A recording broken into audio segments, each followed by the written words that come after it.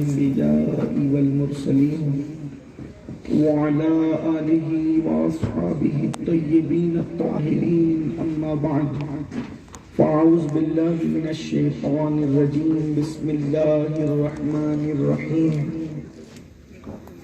وإنك لعلى خلق عظيم صدق الله العظيم غوث اعظم بمنی بے سر و ساما مددے قبلہ بھی مددے کعبہ ایماں مددے انتظار کرم تست من عینی را اے خدا جو و خدا بین و خدا دا مددے بگیردہ بے بلا افتاد کشتی ضعیفان و شکستہ رات پشتی بحق کے خواجہ عثمان ہارون مدد کن یا معین الدین چشتی مدد کن یا معین الدین چشتی مدد کن یا معین الدین چشتی لائق صد تکریم صدر محفل جناب خواجہ معین الدین صاحب صدر مسجد بلال برادر عزیز حضرت حافظ سید یوسف صاحب السلام علیکم ورحمۃ اللہ وبرکاتہ انتہائی احترام و عقیدت کے ساتھ اپنے اور ساری کائنات کے مرکز عقیدت انیس بے کساں چارہ ساز درد منداں ہم غریبوں کے غمگسار ہم فقیروں کی ثروت شہریار ارم تاجدار حرم نوبہار شفاعت شب اسرا کی دولہا نوشے وزم جنت دانائے سبل مولائے کل ختم الرسل خسرو خوباں سیاح لامکا وجہ کن فکا در اللہ المکنون سر اللہ المخزون عالم ما کانا وما یکون آب و گل انبیاء جانو دل اصفیاء مطلع غر سعادت مقطع غر سیادت خلاصہ کائنات فخر موجودات حضور مد مجتبی محمد مصطفیٰ ارواحنا فدا صلی اللہ تعالی علیہ وآلہ وصحبہ مبارک وسلمہ کی بارگاہ بے کس پناہ میں جس طریقے سے پڑھاؤں بلند آواز سے میرے ساتھ مل کر پڑھیں الصلاة والسلام علیک یا رسول اللہ الصلاة والسلام علیک یا رسول اللہ الصلاة والسلام علیک یا نبی اللہ الصلاة والسلام علیک یا نبی اللہ الصلاة والسلام علیک یا حبیب اللہ الصلاة والسلام علیک یا حبیب اللہ وعلا آلک و اصحابک یا نور اللہ وعلا آلک و اصحابک یا نور اللہ صلی اللہ تعالی علیہ وسلم صلی اللہ تعالی علیہ وسلم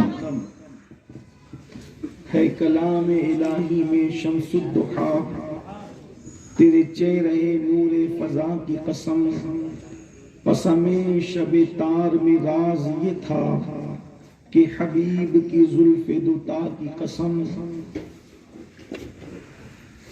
تیرے خلق کو حق نے عظیم کہا تیری خلق کو حق نے جمیل کیا کوئی تجھ سا ہوا ہے نہ ہوگا شہا تیرے خالق حسن و ادا کی قسم آج کی یہ محفل مرکزی میلاد کمیٹی کریم نگر کے زیر اہتمام سنی مرکزی میلاد کمیٹی کے زیر اہتمام میلاد مصطفیٰ صلی اللہ تعالی علیہ وآلہ وصحبہ وبارک وسلم کے حوالے سے ایک انتہائی خوبصورت عنوان کو لے کر خلق مصطفیٰ جان رحمت کے حوالے سے انعقاد پذیر ہے اسی مناسبت سے قرآن مقدس کی بڑی مشہور معروف آیہ کریمہ کی تلاوت کی گئی اللہ تبارک و تعالی اس کے متعلق مجھے حق کہنے اور آپ سب کو حق سن کر اس پر عمل کرنے اور اسے عام کرنے کی توفیق عطا فرمائے۔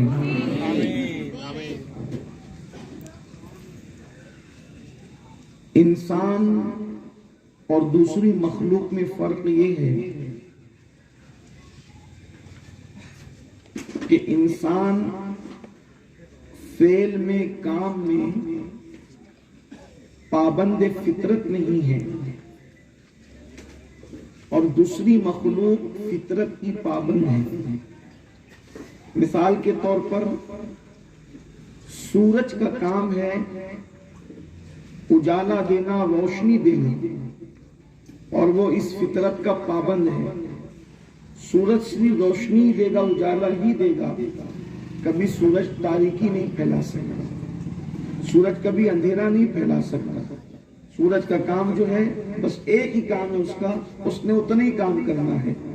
فطرت کا وہ پابند ہے، یعنی سورج سے ایسا کبھی نہیں ہو سکتا قیام قیامت تک کہ جو سورج روشنی دیتا ہے وہ اندھیرا دیتا ہے۔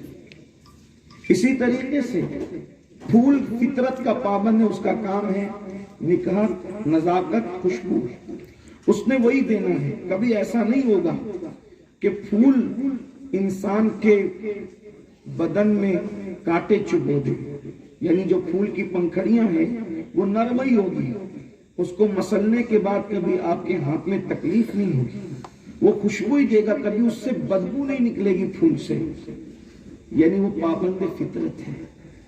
ایسے ہی درختوں کو لے لیں، درختوں میں پھل آتے ہیں موسم پر، عام طور پہ بے موسم پھل درخت کبھی نہیں دے سکتا کیونکہ وہ پابند فطرت ہے۔ پھول آتے ہیں ایک مخصوص موقع پر، بہار کے موسم میں، یعنی کہ موسم خزاں میں آپ کو وہ درخت کبھی پھول نہیں دے سکتا۔ فطرت کا پابند ہے پورا نظام کائنات سوائے انسان کے۔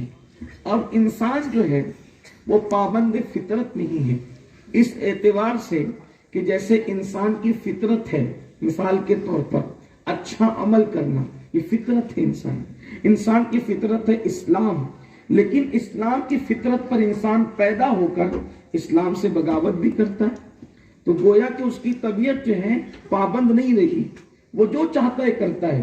جیسے سورج پابند ایک چیز کا، اس کے خلاف سورج سے کبھی نہیں ہو سکتا، لیکن اللہ اکبر انسان ایسا ہے، مثال کے طور پر انسان سورج کی طرح اجالا بھی دے سکتا ہے، انسان رات کی طرح تاریکی بھی پھیلا سکتا ہے، انسان پھول کی طرح نرم اور نازک بھی ہو سکتا ہے، انسان کانٹوں کی طرح سخت بھی ہو سکتا ہے، انسان ہواؤں کی طرح لطیف بھی ہو سکتا ہے، انسان پتھروں کی طرح زخمی بھی کر سکتا ہے۔ انسان جو ہے اللہ اکبر اگر پھول دینا چاہے تو انسان بہاروں کا محتاج نہیں ہے، انسان اگر کسی کے دامن میں پھول ڈالنا چاہے تو وہ موسم کا محتاج نہیں ہے۔ انسان کو اللہ تبارک و تعالیٰ نے بڑی عظیم ہستی بنایا ہے، اللہ اکبر انسان اتنا عظیم ہے اللہ اللہ اللہ کہ اگر اللہ تبارک و تعالیٰ کی نگاہ میں انسان سے بڑھ کر اپنی مخلوق میں کسی کا مرتبہ ہوتا تو اللہ اپنے محبوب کو اسی شکل میں دنیا میں بھیجتا۔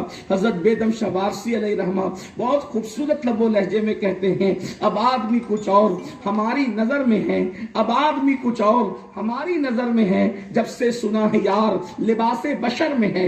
اللہ نے اپنے محبوب کو لباس بشر پہنا کر انسان کا مقام بتایا، انسان کا مرتبہ بتایا، انسان کی بزرگی بتایا، انسان کی عظمت بتایا کہ ملائکہ پیچھے رہ گئے ہیں اور بشریت آگے بڑھ گئی ہے۔ میرے پیارے آقا صلی اللہ علیہ وآلہ وسلم کے پیارے دیوانوں، تو غرض کے کہنے کا مطلب یہ ہے کہ انسان جو ہے وہ اپنی طبیعت کے اعتبار سے پابند فطرت نہیں ہے، لیکن مذہب کے اعتبار سے وہ پابند فطرت ہے۔ اللہ اکبر۔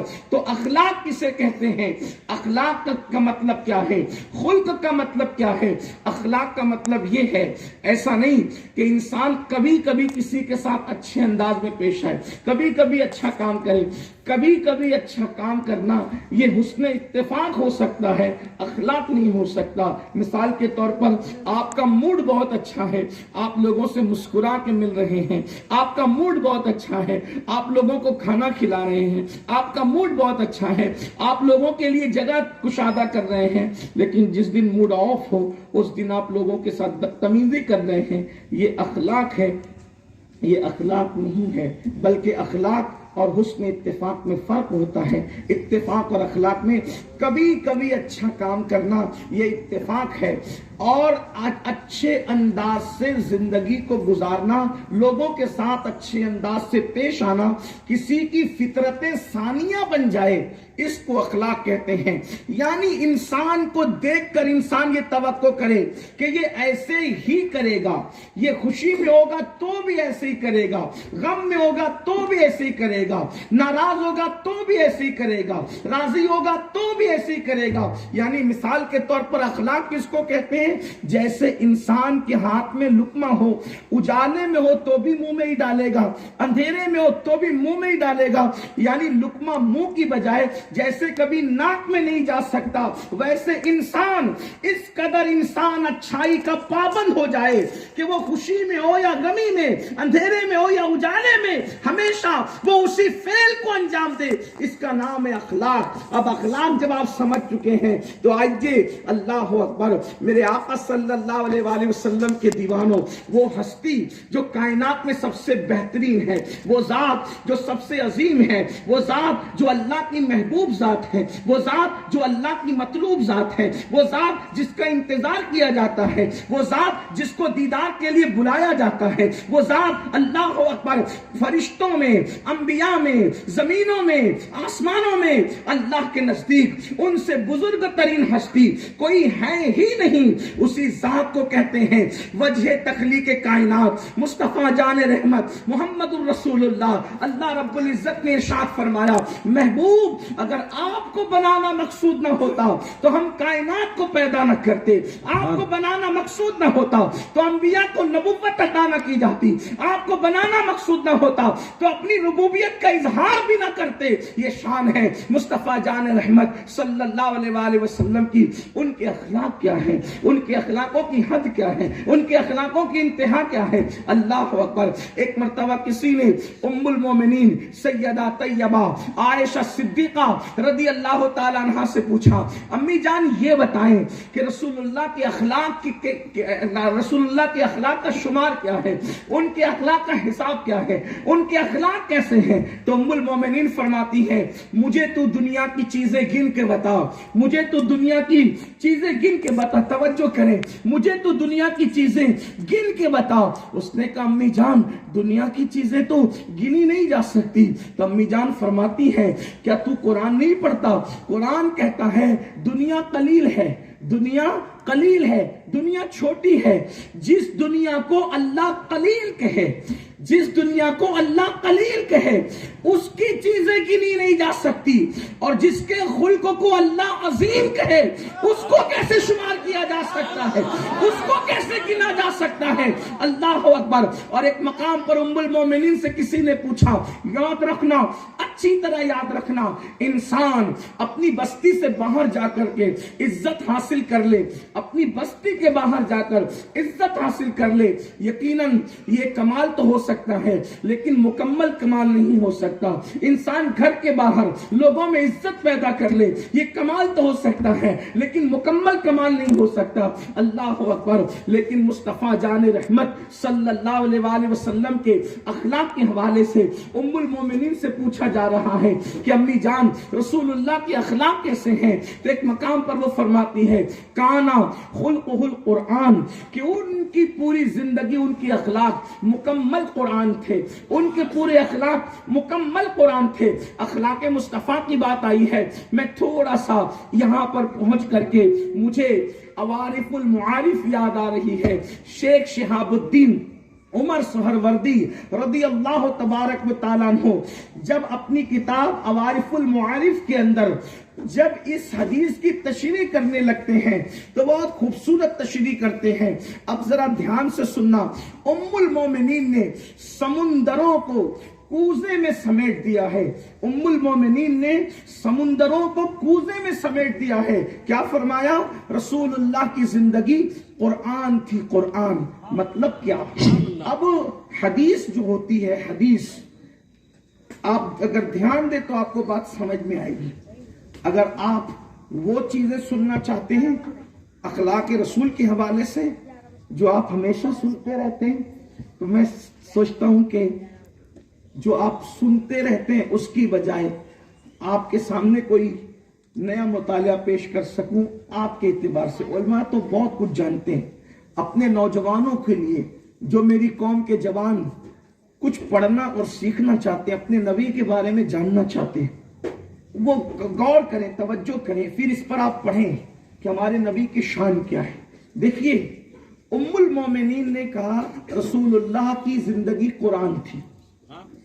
अब हदीस जो है ना, क्योंकि कोई वो मामूली खातून नहीं है जिसको आयशा सिद्दीका कहते हैं। पहले आप समझ लें अम्मा आयशा की शान क्या है। आयशा सिद्दीका उम्मुल मोमिनीन, हुजूर के तमाम अज़वाज में सबसे ज्यादा इल्म वाली है। सुभान अल्लाह। मेरे इमाम ने उनको मुफ्ती चार मिल्लत लिखा है। वो मुफ्ती चार मिल्लत थी। सैकड़ों सहाबा और हजारों ताबेईन उनके शागिर्द हैं। वो पर्दे के पीछे बैठ करके लोगों को तालीम देती हैं और उन्होंने डायरेक्ट रसूलुल्लाह से इल्म हासिल किया है।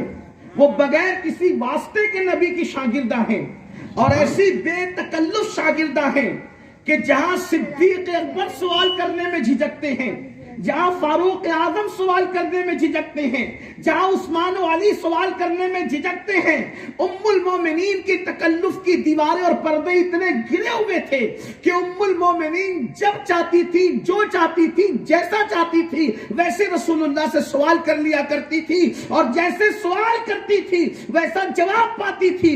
इसलिए कि जो शागिर्द सवाल करने में जितना बेबाक होगा उसके लिए इल्म के खजाने उतने ही खोल दिए जाएंगे। इसलिए उम्मुल मोमिनीन को अल्लाह के रसूल ने वो कुछ अता किया है जो उन्होंने सवाल किया था। इसलिए कि सवाल जो है इल्म की कुंजी है। और वो जो सवाल करती थी, मैं माइक पर इसका जिक्र नहीं कर सकता कि सिद्दीक अकबर कहां झिझक करके सिद्दीका कहां तक पूछ लिया करती थी। इसलिए कि बीवी थी, वो वहां तक पूछती थी जहां तक लोगों के तसव्वुरात नहीं जा सकते।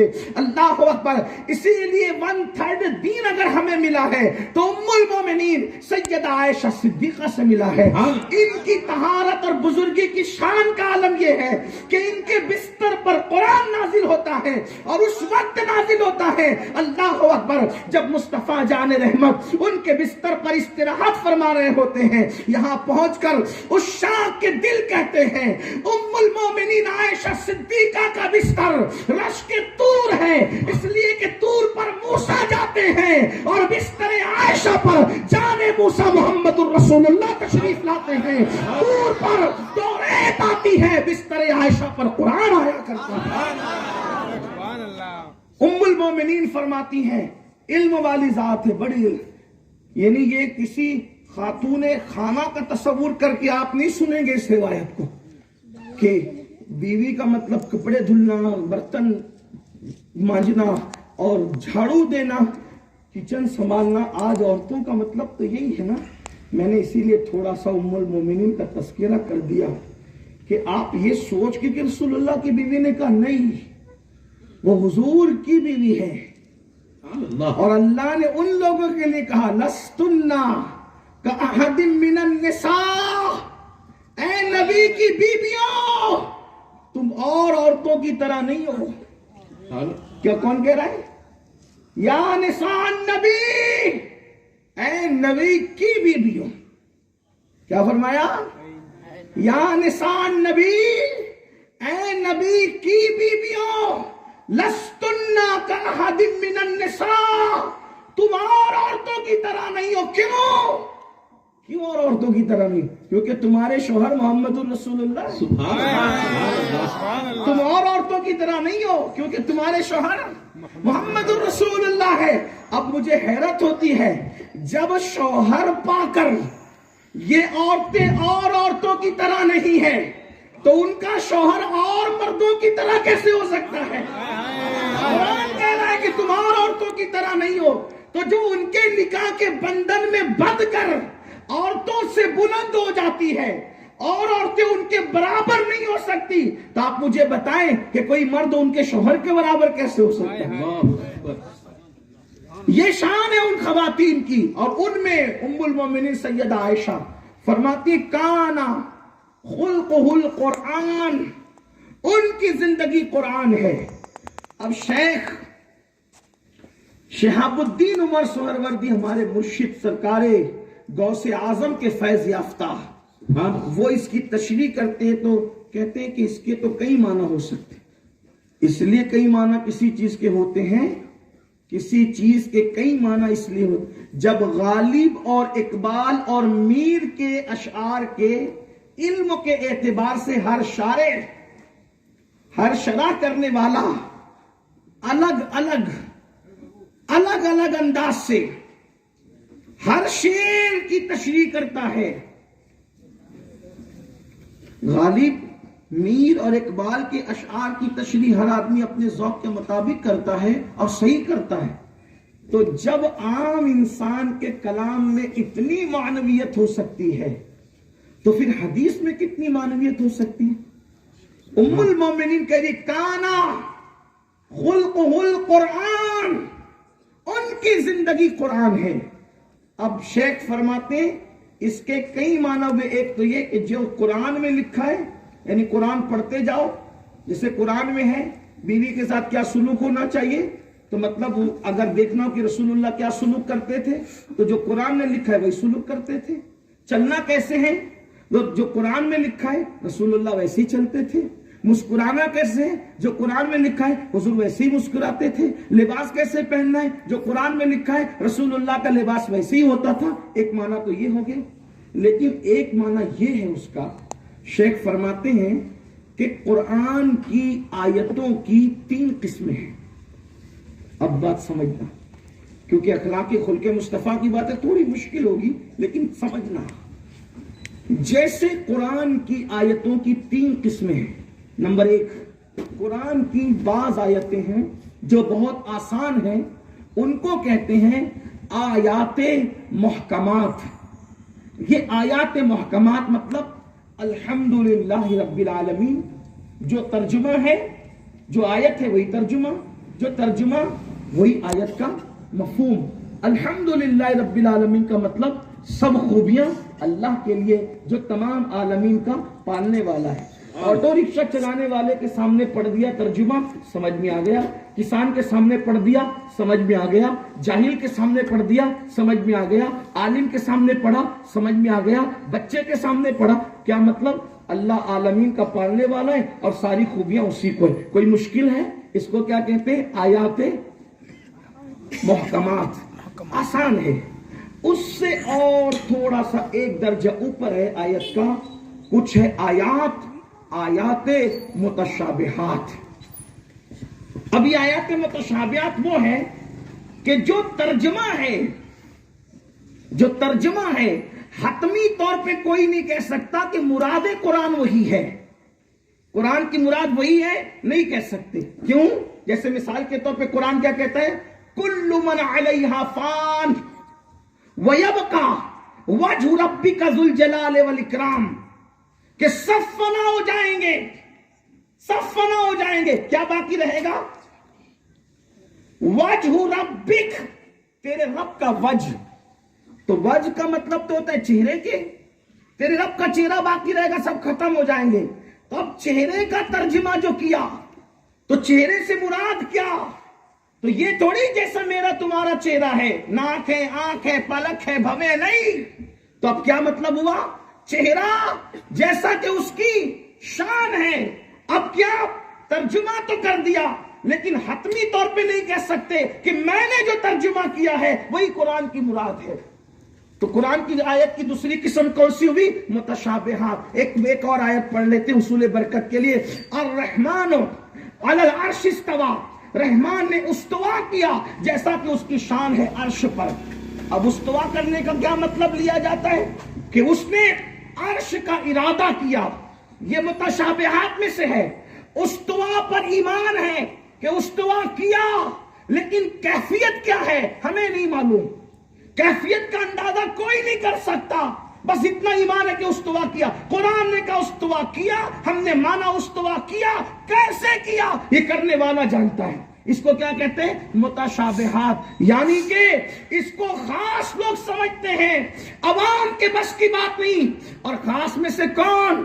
امین القادری نہیں، خاص میں کون؟ تمہارے مسجدوں کے امام نہیں. خاص میں سے کون؟ جو تمہارے خطیب لوگ ہیں وہ نہیں. خاص میں سے کون لوگ؟ یہ استوا، یہ وجہ اللہ، یہ ید اللہ، یہ کون خاص لوگ ہیں؟ یہ خاص لوگ صدیق اکبر، فاروق اعظم، عثمان غنی، مولا علی، یہ خاص لوگ. امام اعظم، امام شافعی، امام مالک، احمد ابن حنبل، غوث اعظم، غریب نواز، محبوب الہی، مخدوم اشرف جہانگیر سمنانی، یہ خاص لوگ ہیں. یہ لوگ سمجھتے ہیں متشابہات کو، اور دوسرے لوگوں کے بس کی بات ہی نہیں ہے. یہ دوسری قسم ہو گئی آیت کی. تیسری قسم آیات مقطعات، مطلب الف لام میم حامیم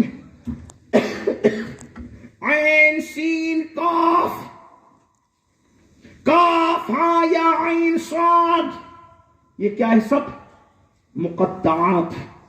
یہ آیات مقطعات ہے. اس کو خاص لوگوں بھی نہیں سمجھ پاتے. کیا مطلب الف لام؟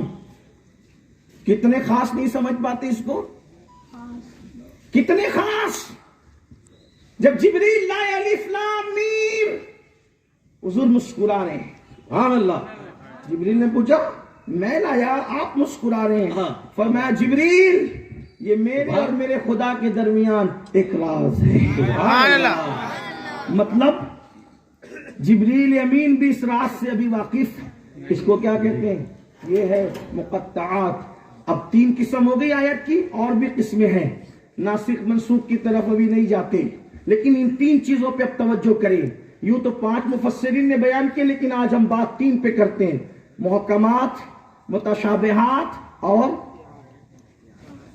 آیات مقطعات. یہ 3 قسم ہے. ایک سب سمجھ لیں، مومن، کافر، زمیندار، کسان، آٹو چلانے والا، چنا بیچنے والا، کرانہ دکان والا، بچہ بڑا، سب سمجھ لیں. وہ کیا ہے؟ محکمات. ایک وہ جو خاص لوگوں کی تک رسائی، ایک خاص لوگ وہاں تک رسائی پاتے ہیں، اس کو کہتے ہیں متشابہات. اور ایک وہ جہاں کسی کی رسائی نہیں ہو، جہاں صرف محب اور محبوب کا معاملہ ہو، وہ ہے آیت مقطعات. یہ 3 آیتیں قسم کی آیت ہوگی. ام المومنین کہتی میرے نبی کے اخلاق قرآن ہے. قرآن سبحان. اب سمجھ آئی؟